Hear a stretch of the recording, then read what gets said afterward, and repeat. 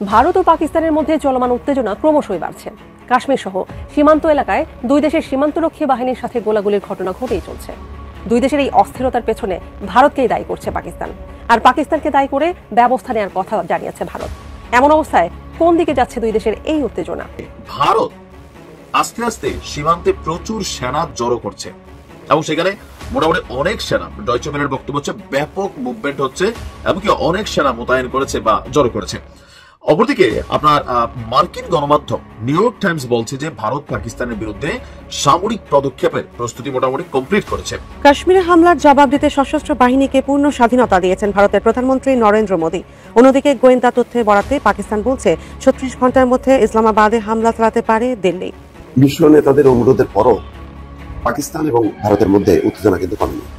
সর্বশেষ খবর হচ্ছে যে পাকিস্তানের তথ্যমন্ত্রী জানিয়েছেন 36 ঘন্টার মধ্যে পাকিস্তানে ভারতে হামলার পরিকল্পনার গোয়েন্দা তথ্য তাদের কাছে আছে। সীমান্ত উত্তেজনায় আতঙ্কিত ভারতীয়রা এবার চাতক পাখির মতো যেন তাকিয়ে আছে পাকিস্তানের দিকে। পাকিস্তানের হামলার আশঙ্কায় মাটির নিচে আশ্রয় খুঁজছেন ভারতীয়রা, হন্যে হয়ে ছুটছেন বাংকারে। অন্ধকার আকাশে যেন ঘনিয়ে আসছে যুদ্ধের ছায়া। শেষ পর্যন্ত কি যুদ্ধে জড়িয়ে যাচ্ছে এই দুই পরমাণু শক্তিধর দেশ? হামলা পাল্টা হামলা চলতে থাকে কি ঘটতে যাচ্ছে দক্ষিণ এশিয়ার ভাগ্যে? এমন হাজারো প্রশ্ন এখন জনমনে। ভারত পাকিস্তান ক্রমবর্ধমান উত্তেজনার উদ্বেগ প্রকাশ করেছেন জাতিসংঘ মহাসচিব অ্যান্টোনিও গুতেরেস। আসসালামু আলাইকুম দর্শক, নতুন একটা নিউজে আপনাকে স্বাগতম। প্রিয় দর্শক, সীমান্তে উত্তেজনার মধ্যেই ব্যাপক সেনা মোতায়েন করল ভারত। তলে তলে যুদ্ধের সকল আয়োজন শেষ। 24 ঘন্টার মধ্যে ভারত পাকিস্তান যুদ্ধ শুরু। এদিকে গোপনে পাকিস্তানকে ভয়াবহ যুদ্ধাস্ত্র দিল চীন। মোদির অহংকার ধুলোয় মিশিয়ে দিতে কঠিন অ্যাকশনে চীন ও পাকিস্তান। একা হয়ে গেলেন নরেন্দ্র মোদী। পাকিস্তানের সাথে যুদ্ধ বাদালে মোদির পরাজয় সুনিশ্চিত, জানা গেল চাঞ্চল্যকর তথ্য।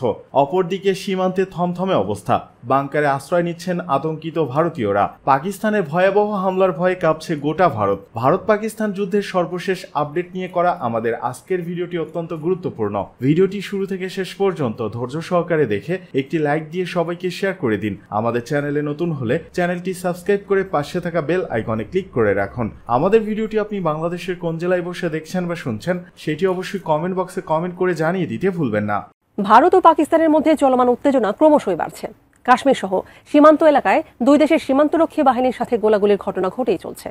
দুই দেশের এই অস্থিরতার পেছনে ভারতকেই দায়ী করছে পাকিস্তান, আর পাকিস্তানকে দায়ী করে ব্যবস্থা নেওয়ার কথা জানিয়েছে ভারত। এমন অবস্থায় কোন দিকে যাচ্ছে দুই দেশের এই উত্তেজনা? মোহাম্মদ সোহাগ বিশ্বাসের রিপোর্টে বিস্তারিত।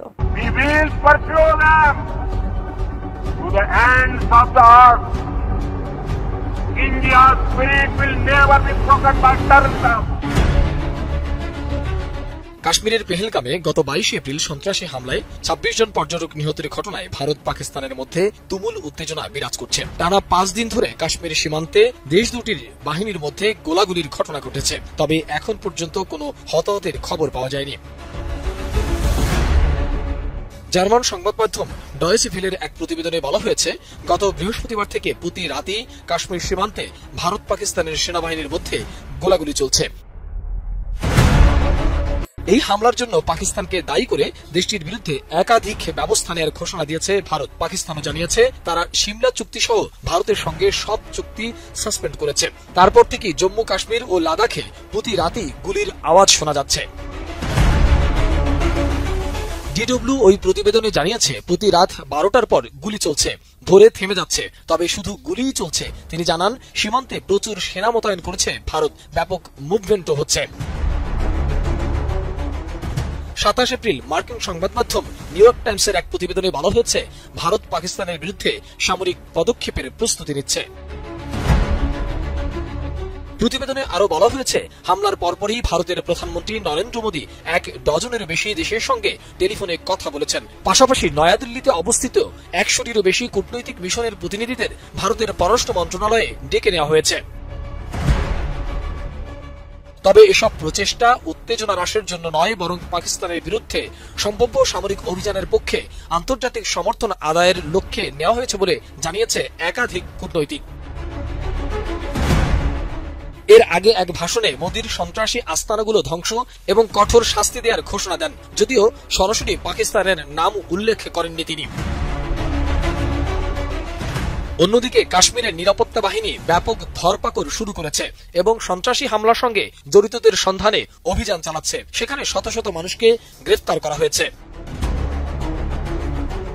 এর আগে পাকিস্তানের দিকে বয়ে যাওয়া নদীগুলোর পানি প্রবাহ বন্ধ করার ঘোষণা দেয় ভারত। সেই সঙ্গে পাকিস্তানি দূতাবাসের কিছু কর্মী ও ভারতে সফররত পাকিস্তানি নাগরিকদের দেশত্যাগেরও নির্দেশ দেওয়া হয়। অন্যদিকে সোমবার বার্তা সংস্থা রয়টার্সের দেয়া এক সাক্ষাৎকারে পাকিস্তানের প্রতিরক্ষা মন্ত্রী খাজা আসিফ স্পষ্ট করে বলেছেন, কাশ্মীরে পর্যটকদের উপর প্রাণঘাতী হামলার পর ভারতের সামরিক অভিযান আসন্ন। ভারত পাকিস্তান সম্পর্ক খুব একটা ভালো যাচ্ছে না। বেশ কয়েকদিন ধরেই আলোচনায় দেশ দুটি। বাংলাদেশের প্রতিবেশী দেশ দুটির সীমান্তে চলছে চরম উত্তেজনা, উদ্বেগে পুরো বিশ্ব। শেষ পর্যন্ত কি যুদ্ধে জড়িয়ে যাচ্ছে এই দুই পরমাণু শক্তিধর দেশ? হামলা পাল্টা হামলা চলতে থাকলে কি ঘটতে যাচ্ছে দক্ষিণ এশিয়ার ভাগ্যে? এমন হাজারো প্রশ্ন এখন জনমনে। পাকিস্তানের তথ্যমন্ত্রী আতাউল্লাহ তারা বুধবার ভোরে এক্সে দেওয়া এক পোস্টে জানান, ভারত আগামী 24 থেকে 36 ঘন্টার মধ্যে সামরিক অভিযান চালাতে পারে। তিনি বলেন, যে কোনো আগ্রাসনের জবাব পাকিস্তান কঠোরভাবে দিবে। মারাত্মক পরিণতির দায়ভার ভারতকেই নিতে হবে। In the next 24 to 36 hours, on the pretext of baseless and concocted allegations of involvement in the Pahalgam incident. এর আগে পাকিস্তানের প্রতিরক্ষা মন্ত্রী মোহাম্মদ আসিফ রয়টার্সকে বলেন, ভারতের হামলা আসন্ন এবং পাকিস্তান সতর্ক অবস্থানে রয়েছে। এমনকি অস্তিত্বের হুমকি এলে পরমাণু অস্ত্র ব্যবহারের হুমকি দেন তিনি। এদিকে ভারতের প্রধানমন্ত্রী নরেন্দ্র মোদী মঙ্গলবার বৈঠক করেছেন প্রতিরক্ষা মন্ত্রী, জাতীয় নিরাপত্তা উপদেষ্টা অজিত দোভাল ও তিন বাহিনী প্রধানদের সঙ্গে। সেখানে সশস্ত্র বাহিনীকে দেওয়া হয়েছে পূর্ণ স্বাধীনতা। মোদী বলেছেন, সন্ত্রাসবাদের ধ্বংসই ভারতের জাতীয় সংকল্প, যা কাশ্মীরের পেহেলগামে হামলার সরাসরি জবাব দিতেই ইঙ্গিত করছে। 22 এপ্রিল কাশ্মীরের পেহেলগামে এক হামলায় 26 জন নিহত হন। ভারত দাবি করছে এই ঘটনার পেছনে পাকিস্তান সমর্থিত জঙ্গিদের হাত রয়েছে, যদিও অভিযোগ অস্বীকার করেছে পাকিস্তান। আজ ভারতের মন্ত্রিসভার নিরাপত্তা কমিটি ও পরে রাজনীতি ও অর্থনীতি কমিটির সঙ্গে আলোচনা করবেন মোদী, যা প্রমাণ করে পরিস্থিতি কতটা গুরুতর। দুই পরমাণু শক্তিধর দেশের এমন উত্তপ্ত অবস্থা গোটা উপমহাদেশের জন্যই উদ্বেগজনক। ভারতের পূর্ণ স্বাধীনতা ও পাকিস্তানের প্রতিরোধের হুমকি, সব মিলে যুদ্ধের উত্তাপ কি সত্যি মিলছে? সীমান্ত উত্তেজনায় আতঙ্কিত ভারতীয়রা এবার চাতক পাখির মতো যেন তাকিয়ে আছে পাকিস্তানের দিকে। পাকিস্তানের হামলার আশঙ্কায় মাটির নিচে আশ্রয় খুঁজছেন ভারতীয়রা। হন্যে হয়ে ছুটছেন বাংকারে। অন্ধকার আকাশে যেন ঘনিয়ে আসছে যুদ্ধের ছায়া। বাতাসে ভেসে বেড়াচ্ছে গুলির শব্দ। আর তার মাঝেই আতঙ্কিত মানুষজন ছুটছেন মাটির নিচের বাংকারের দিকে। যেন আর একটু দেরি হলেই চারপাশটা বিস্ফোরণে কেঁপে উঠবে। স্কুল ছুটি, দোকানপাট বন্ধ, চায়ের টংগুলো নিস্তব্ধ। জম্মু কাশ্মীরের সীমান্ত ঘেঁষা গ্রামগুলো এখন যেন প্রতিটি নিঃশ্বাসেই লুকিয়ে আছে এক অজানা যুদ্ধের আতঙ্ক। সম্প্রতি জম্মু কাশ্মীরের 50 সেক্টরে সন্ত্রাসী হামলার পর সীমান্তে নতুন করে বেড়েছে উত্তেজনা। গোলাগুলি হয়েছে একাধিকবার, আর এই গোলাগুলির জবাব দিয়েছে ভারতীয় সেনারাও। তবে সরকারি সূত্র বলছে এখনো পর্যন্ত হতাহতের কোনো ঘটনা ঘটেনি। তবুও কমেনি ভয়ের মাত্রা। সালুত্রি, কর্মারাহা ও আশপাশের গ্রামগুলো যেন ধীরে ধীরে রূপ নিচ্ছে এক একটা অস্থায়ী যুদ্ধ শিবিরে। মাটির নিচে থাকা পুরনো বাংকারগুলো পরিষ্কার করে নতুন করে প্রস্তুত করছেন গ্রামের মানুষজন। সরকার আগে থেকেই বানিয়ে দিয়েছিল এই শক্তপোক্ত বাংকারগুলো, যা শুধু বুলেট প্রুফ নয়, গোলাবর্ষণের সময়ও দিতে পারে নিরাপদ আশ্রয়। স্থানীয়রা জানিয়েছেন, সীমান্তের এত কাছাকাছি থাকার কারণে প্রতিনিয়তই আতঙ্কে দিন কাটাতে হচ্ছে তাদের। গুলির শব্দে ঘুম ভাগে মাঝরাতে। ছেলেমেয়েরা আর স্কুলে যেতে চায় না। কারো চোখে ঘুম নেই, কারো হাতে কাজ নেই। আশপাশটা যেন থমকে আছে অনিশ্চিত অপেক্ষায়। বেশিরভাগ গ্রামেই দোকানপাট বন্ধ, লোকজন ঘরেই থাকছেন। কেবল দিনের আলোতেই কেউ কেউ বের হচ্ছেন বাংকার পরিষ্কার করতে, কেউ আবার প্রিয় জিনিসপত্র নিয়ে চলে যাচ্ছেন সেই মাটির নিচে। যেন একটু দেরি মানেই জীবন মৃত্যুর সীমারেখা মুছে যাওয়া। এই পরিস্থিতির মধ্যে থেকেও মানুষজন চেষ্টা করছেন মনোবল ধরে রাখতে, কিন্তু তারা জানেন না সীমান্তের ওপারে কি ঘটবে, আর তা তাদের হাতেও নেই। এখন শুধু বেঁচে থাকার লড়াই, আর সেই লড়াইয়ের সঙ্গী একটাই, মাটির নিচের অন্ধকার বাংকার।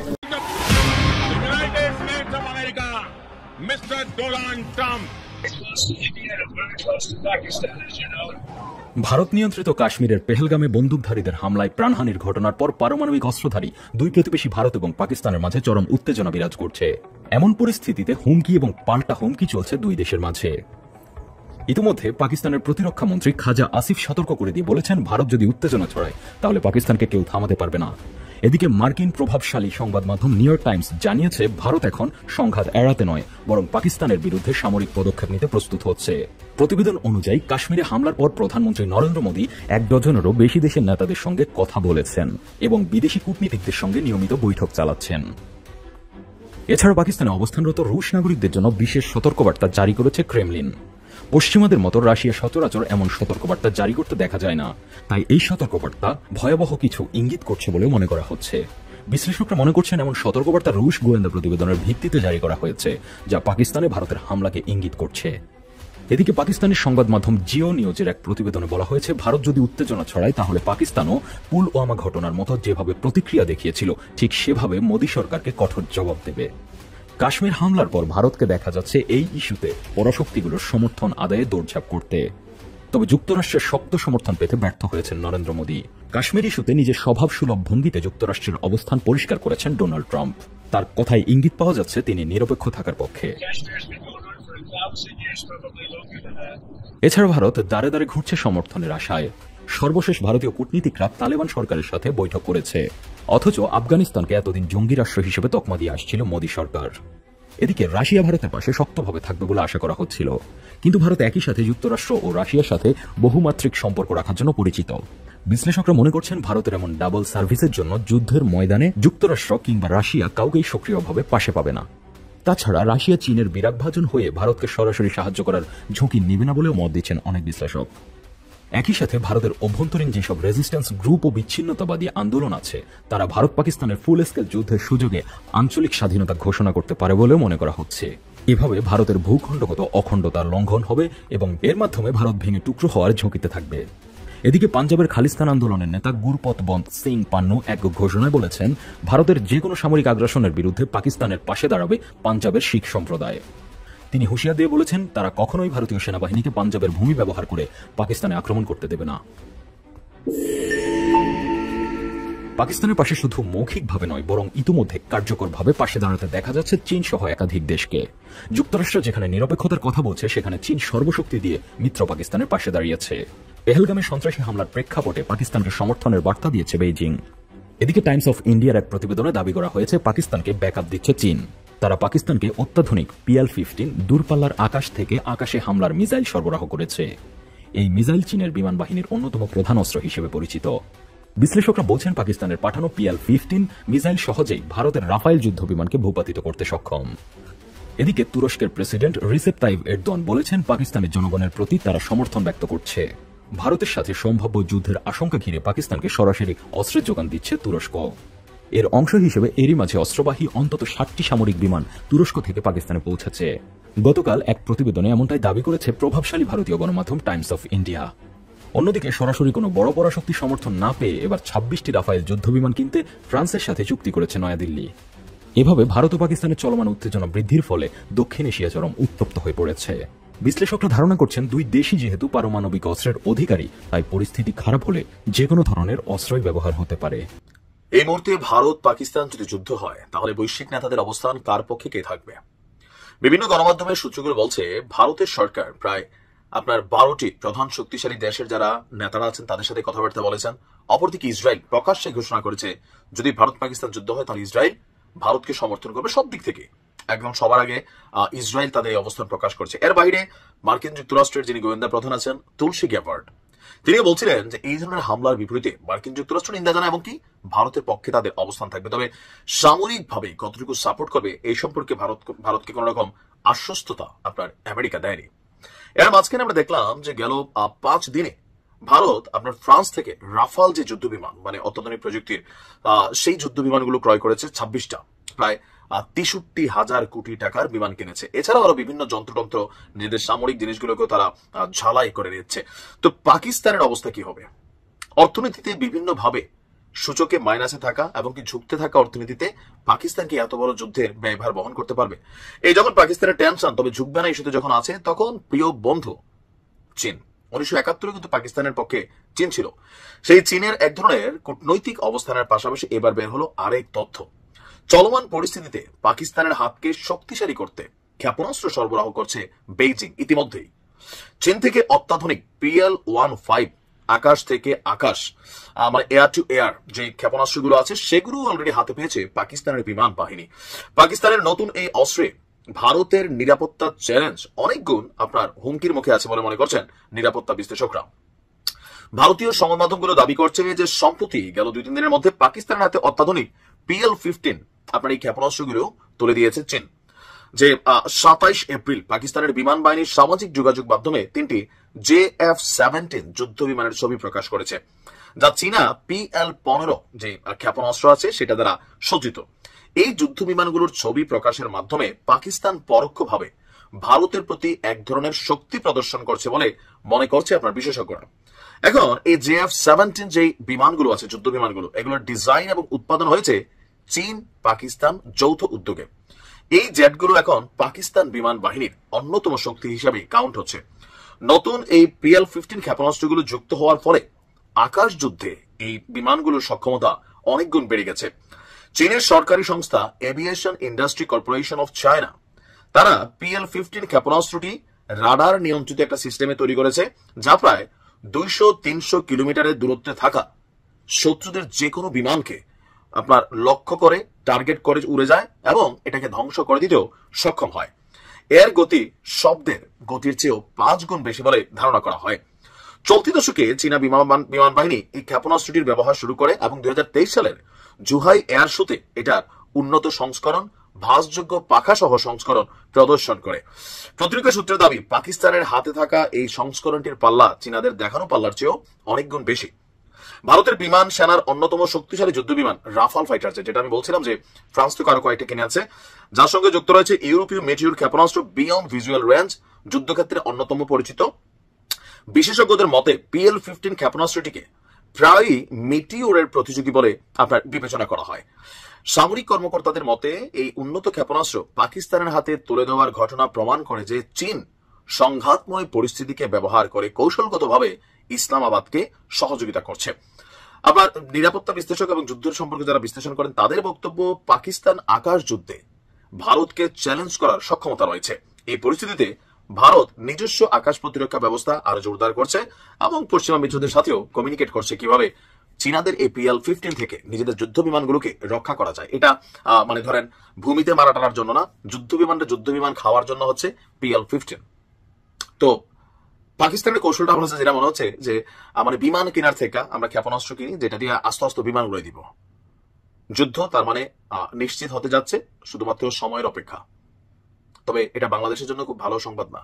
এদিকে পাকিস্তান বিরোধী মনোভাব উস্কে দিয়ে রাজনৈতিক ফায়দা লুটতে চান মোদী। পাকিস্তান বিরোধী মনোভাবকে উস্কে দিয়ে রাজনৈতিক ফায়দা লুটতে চাইছেন ভারতের প্রধানমন্ত্রী নরেন্দ্র মোদী। এই অভিযোগ করেছেন পাকিস্তানের প্রধানমন্ত্রীর রাজনৈতিক বিষয়ক উপদেষ্টা রানা সানাউল্লাহ খান। বলেছেন, ভারতের প্রধানমন্ত্রী মোদী আবারও নির্বাচনে জয় পেতে পাকিস্তান বিরোধী মনোভাবকে রাজনৈতিক হাতিয়ার হিসেবে ব্যবহার করছেন। এটাই তার কাজ, ইতিহাস এমনটাই বলে। তিনি ভোটে জয় পেতে রাজনৈতিক কৌশলকে প্রতিফলিত করে এমন বিষয় অব্যাহত রেখেছেন। একটি প্রাইভেট টিভি চ্যানেলে কথা বলার সময় এসব কথা বলেছেন রানা সানাউল্লাহ খান। এ খবর দিয়েছে পাকিস্তানের রাষ্ট্রীয় বার্তা সংস্থা AAP। এতে বলা হয়, টিভিতে কথা বলার সময় রানা বলেছেন, মোদীর সকল রাজনৈতিক আখ্যানের মূলে ছিল পাকিস্তানের সমালোচনা। পুলওয়ামা থেকে বর্তমান পর্ব পর্যন্ত বারবার নিজের জনগণকে বিভ্রান্ত করে আসছেন মোদী। তিনি নির্বাচনী সুবিধা অর্জনের জন্যই বারবার একই নাটক মঞ্চস্থ করছে বলে অভিযোগ করেছেন রানা। এ বিষয়ে মোদীকে হুঁশিয়ারি দিয়ে রানা বলেছেন, মোদী ছোটখাটো উস্কানি বা কৌশলের পরিকল্পনা করতে পারেন, কিন্তু তিনি পারমাণবিক অস্ত্রধারী পাকিস্তানের বিরুদ্ধে যুদ্ধ করার অবস্থায় নেই। তবে ভারত আক্রমণ করলে পাকিস্তান যে এর কঠিন ও শক্ত জবাব দেবে তাতে কোনো সন্দেহ নেই। দিল্লিকে উপযুক্ত জবাব দেওয়া হবে বলে হুঁশিয়ারি করেছেন রানা। সিন্ধু পানি বন্টন চুক্তির বিষয়ে ভারতের একতরফা যে কোনো পদক্ষেপ মোকাবেলায় দৃঢ় এবং আইনগত প্রক্রিয়া জানাতে পাকিস্তান সরকারের অবস্থান পুনর্ব্যক্ত করেন তিনি। রানা আরও বলেন, ভারতের বিরুদ্ধে সমগ্র জাতি ঐক্যবদ্ধ। তাদের যে কোনো আগ্রাসনের বিরুদ্ধে কঠোর প্রতিরোধ গড়ে তুলবে এদেশের জনগণ।